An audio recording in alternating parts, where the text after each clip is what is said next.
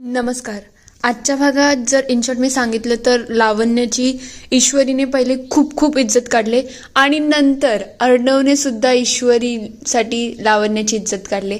मग बघूया आजच्या एपिसोडमध्ये काय काय घडले. इकडे अर्णव आणि आकाश बाहेर गेलेले असतात. तेवढ्यात ईश्वरी लगेच लावण्याला खेचत ओरबाडत तिथून घेऊन जात असते. ते बघता ती मुलगी म्हणायला लागते, मला नाही वाटत मला तिकडे जायला पाहिजे, कारण की ईश्वरी ऑलरेडी खूप चिडली आहे आणि जर मी तिथे गेली ना तर लावण्य मॅडमच्या बरोबर माझी सुद्धा वाट लागेल. मी काही तिकडे जात नसते.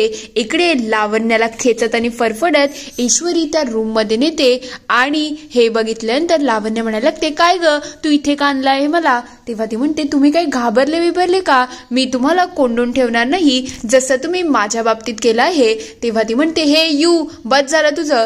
तेव्हा ईश्वरी म्हणते, हे यू काय? तुम्ही मला इथे कोंडून ठेवलं. तुम्ही एकदा तरी विचार केला का की जर ती मीटिंग खराब झाली असती तर अर्णव सरांचा किती मोठा नुकसान झालं असतं. आणि तुम्ही स्वतःला बिझनेसवुमन बोलताना मग तुम्हाला एवढी बेसिक नॉलेज नव्हती की या सगळ्यामुळे बिझनेसवरती किती परिणाम येऊ शकतो. पण तुम्हाला त्याचा फारसं काही फरक पडताना दिसला नाही, कारण की तुम्हाला फक्त तुमचा इगो सॅटिस्फाय करायचा होता. म्हणून आता बस करा. दरवेळेला तुमचा जे मिजाज असतो ना तो माझ्यासमोर दाखवायचा नाही.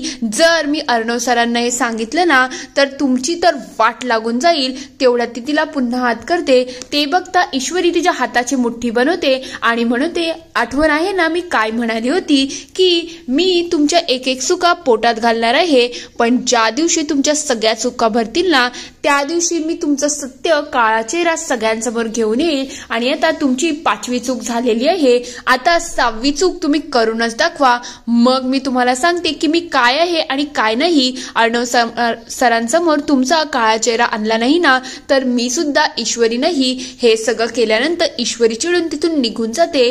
तेव्हा लावण्याला खूप राग आलेला असतो. लावण्या इकडच्या तिकडच्या वस्तू तोडफोड करायला सुरुवात करते. तर दुसरीकडे आकाश आणि ईश्वरी घराच्या आत येत असतात. तेव्हा आकाश म्हणतो, अगं तुला हा ब्लेझर आहे ना तो खूप छान दिसत आहे.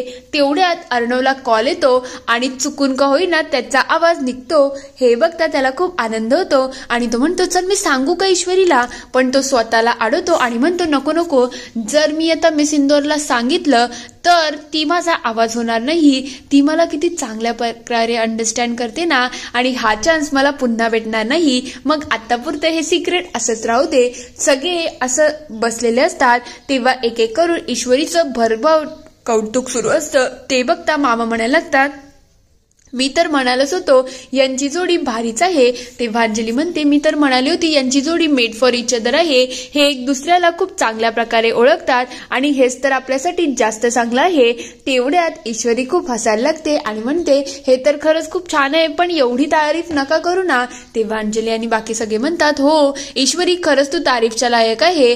तुझी तारीफ एवढं खरंच कोणाला जमत नाही. तेव्हा मामा म्हणतात, तुला माहिती का लग्न झालेल्या जोडप्यांनाही एक दुसऱ्या मनाचं कळायला खूप वर्ष लागतं आणि तू माझ्याकडेच बघ ना, मला अजून सुद्धा माझ्या बायकोच्या मनातलं कळत नाही.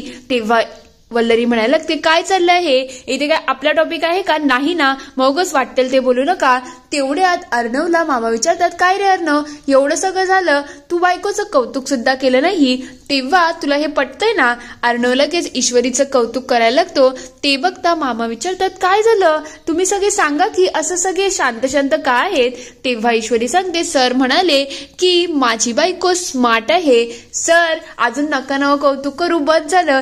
तेव्हा अंजली म्हणायला लागते, किती छान ना, ही किती लाजत आहे, किती गोड यांचं सगळं सुरू आहे. तेवढ्यात राजेश तिथे येतो आणि म्हणायला लागतो, असा गोडवा का राहत हे मला हेच समजत नाही, पण मला एकच संधी हवी आहे. त्या एका संधीमध्ये मी सगळ्या गोष्टी माझ्या बाजूने करून घेईल. तेवढ्यात ईश्वरी लाजून तिथून निघून जाते. अर्णव ही तिच्या मागोमाग जायला लागलेला असतो. तेव्हा भाऊ म्हणतात, काय रे अर्णव तू सुद्धा लाजला का? अर्णव निघून जातो, पण वल्लरीला खूप राग आलेला असतो. तेव्हा ती म्हणते, लावण्याकडून एक सुद्धा काम होत नाहीये, ही लावण्या काहीच कामाची नाही.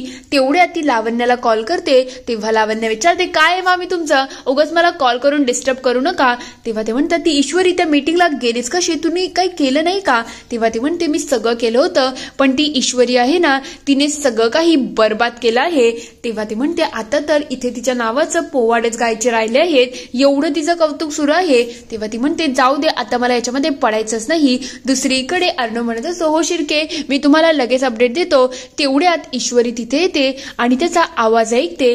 ते बघता ती म्हणायला लागते, काय हो सर, तुम्ही हे सगळं मुद्दाम जानबुजके केलं ना? म्हणजे मी तुमच्यासाठी एवढी वनवन करत आहे, सगळीकडे सर्च करते की कसं तुमचा आवाज येईल, कसं तुम्हाला सगळं समजेल, पण तुम्ही असं केलं हे मला बिलकुल आवडलेलं नाही. तेव्हा अर्णव म्हणतो, अगं माझा आवाज आत्ताच परत आला आहे, मला खरंच माहिती नव्हतं. तेव्हा ती म्हणते, खोटं बोलू नका, तुम्ही मुद्दाम हे सगळं करताय, तुम्ही खरंच खूप दुष्ट आहात. तेव्हा ते म्हणतो, नाही ग ईश्वरी, जरा समजून तर घे, मी खरंच असं काही करत नाही. तेव्हा ती म्हणते, मला तुमचं काही ऐकायचंच नाही आहे, तुम्ही मुद्दाम हे सगळं केलं मला त्रास देण्यासाठी. तुम्हाला दिसत होतं ना मी किती वनवन करत आहे, पण तरीही तुम्ही माझी कदर केली नाही. आता मला तुमच्याशी बोलायचंच नाही आहे. ती लगेच तिच्या जागेवरती जाते आणि सगळ्या ओढण्या टाकत असते.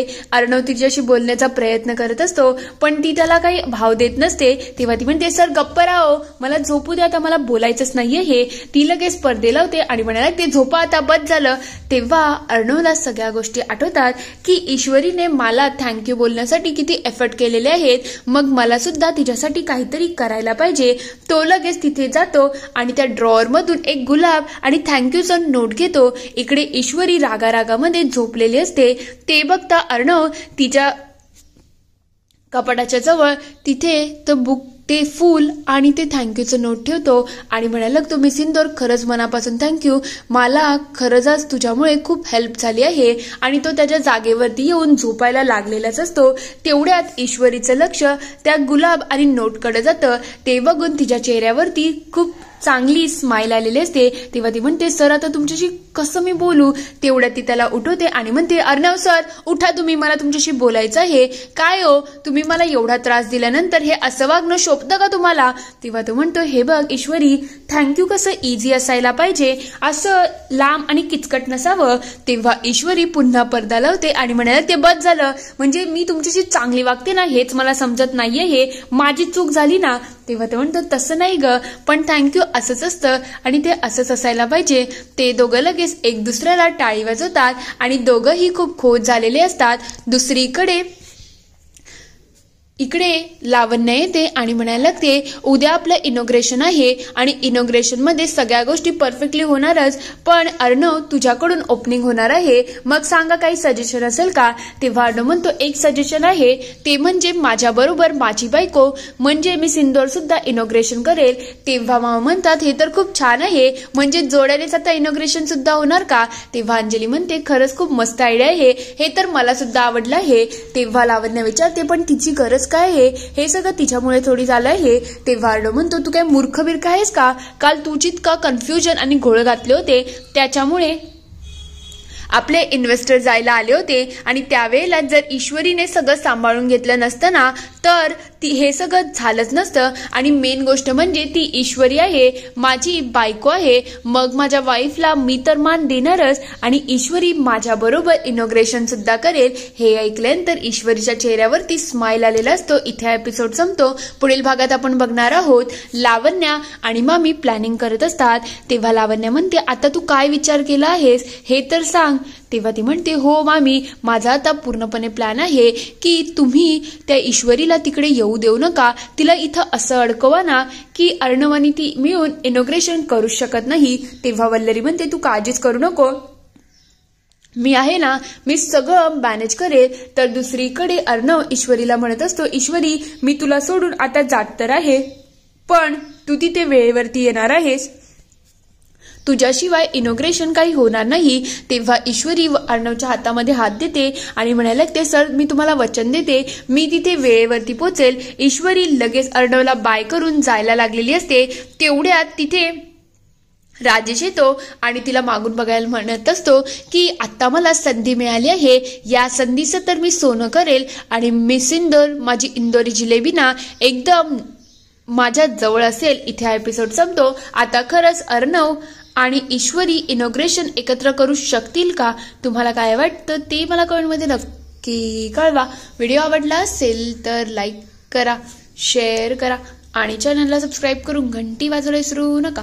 नवीन व्हिडिओजच्या नोटिफिकेशनसाठी. व्हिडिओ बघितल्याबद्दल धन्यवाद.